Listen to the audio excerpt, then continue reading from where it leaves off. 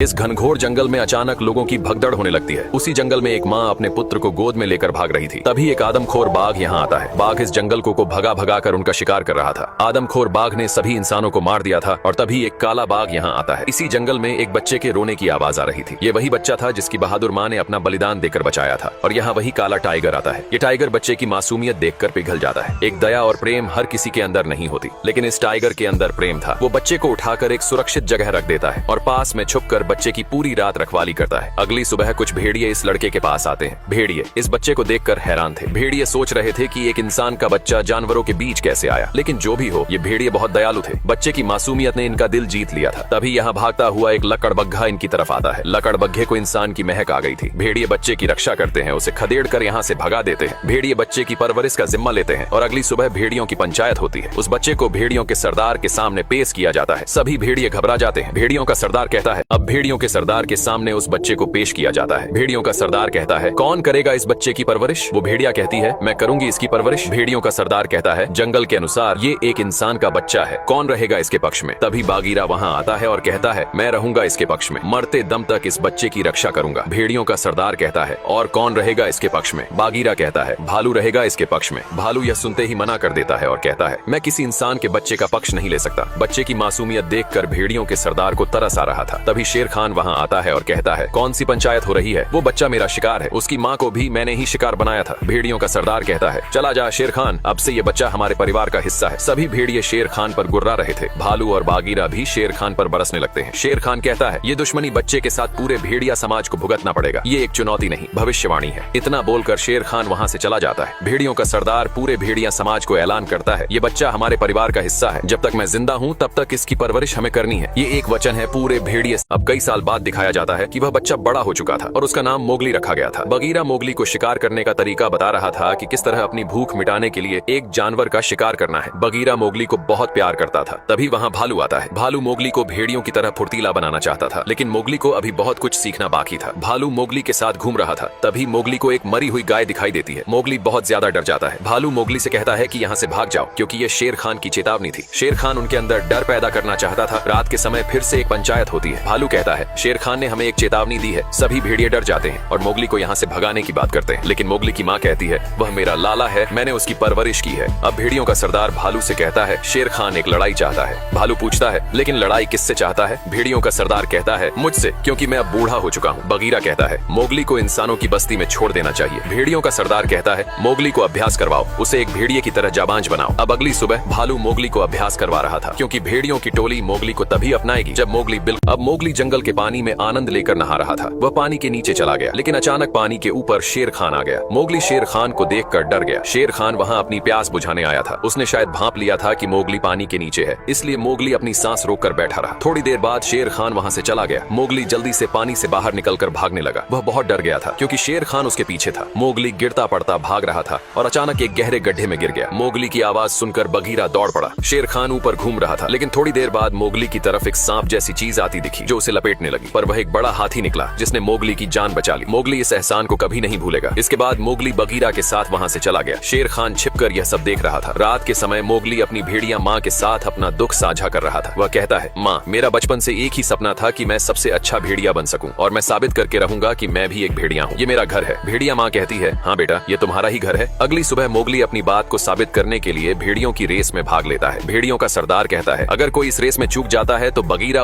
अब मोगली भेड़ियों की दौड़ में हिस्सा लेता है। मोगली खुद को एक बेहतर भेड़िया साबित करना चाहता था। भेड़ियों का सरदार कहता है, इस दौड़ में जो भी चूक जाएगा, बगीरा उसका शिकार करने में जरा भी नहीं हिचकिचाएगा। मोगली अपनी पोजीशन में तैयार था। अब रेस शुरू होती है। सभी भेड़िए और मोगली एक साथ भागते हैं। इस भेड़ियों की दौड़ में एक इंसान का बच्चा भाग रहा था। मोगली बुद्धि और साहस के साथ दौड़ रहा था। वो एक शॉर्टकट रास्ते को अपनाता है। मोगली कूद कर पेड़ की डाली को पकड़ लेता है, लेकिन कहाँ जाता है? इंसान कितने भी प्रयास क्यों न कर ले, लेकिन वो दूसरों की तरह बिल्कुल भी नहीं बन सकता। मोगली के साथ भी वही हुआ था। मोगली भेड़ियों की रेस में पीछे हो चुका था। बगीरा मोगली को पकड़ रहा था, लेकिन मोगली खुद को बचाते हुए भाग रहा था और बगीरा मोगली को दबोच लेता है। एक पल को ऐसा लगा कि बगीरा मोगली अपना दुश्मन समझ रहा था। भालू बगीरा को मोगली से दूर हटने को बोलता है। बगीरा मोगली से दूर हट जाता है। भालू कहता है, मोगली, तुमने अच्छी कोशिश की थी। मोगली कहता है, बगीरा ने केवल मेरा ही पीछा किया, मैं इस दौड़ को जीत सकता था। मोगली नाराज होकर यहाँ से चला जाता है। भालू बगीरा पर बहुत गुस्सा था। भालू ने नहीं रोका होता तो बगीरा मोगली का शिकार कर देता। बगीरा कहता है, ये सब मैंने जानबूझकर किया था। दोनों आपस में लड़ने लगते हैं। तभी एक भेड़िए का बच्चा इनके पास आता है और बताता है, अब बंदरों का झुंड मोगली को उठाकर ले जा रहा था। यहाँ बगीरा और भालू आपस में लड़ रहे थे। तभी एक भेड़िए का बच्चा यहाँ आता है और दोनों को बताता है मोगली को बंदरों की टोली उठा ले गई। ये सुनते ही बगीरा और भालू दौड़ पड़ते हैं। ये सभी बंदर निर्दयी थे। मोगली को एक अंधेरी सुरंग में लेकर आ गए थे जहाँ एक से एक खूंखार बंदर थे। मोगली को कुछ मालूम भी नहीं था कि उसे कहाँ लाया गया है। तभी एक दहाड़ सुनाई पड़ती है। ये दहाड़ उसी शेर खान की थी। सारी चाल इसी दोगले शेर खान की थी। मोगली के सामने शेर खान था। मोगली को बिल्कुल भी होश नहीं था। शेर खान कहता है आखिर आ ही गया। उठ पहाड़ के नीचे कहाँ गए तेरे। वो दोनों मसीहा बगीरा और भालू। शेर खान मोगली को अपना भोजन बनाने ही वाला था। तभी भालू और बगीरा ऊपर की दीवार तोड़कर अंदर आते हैं मोगली की रक्षा के लिए। भालू और बगीरा दोनों ब्रह्मास्त्र थे। ये जब तक है तब तक कोई मोगली का बाल भी बाका नहीं कर सकता। तभी एक बंदर उछलकर भालू पर हमला करता है, लेकिन बगीरा लपक कर उस बंदर की गर्दन दबोचकर फेंक देता है। दोनों तैयार थे। मुकाबला करने के लिए सभी बंदर भालू और बगीरा को नोचने लगते हैं। खूंखार बंदर बगीरा और भालू को नीचे ले जाते हैं। शेर खान के लिए रास्ता बिल्कुल साफ था। वो मोगली की तरफ बढ़ता है। तभी एक और फरिश्ते की एंट्री होती है। ये एक बड़ा सांप था। सांप सभी को चेतावनी देते हुए कहता है छोड़ दो, इस इंसान के बच्चे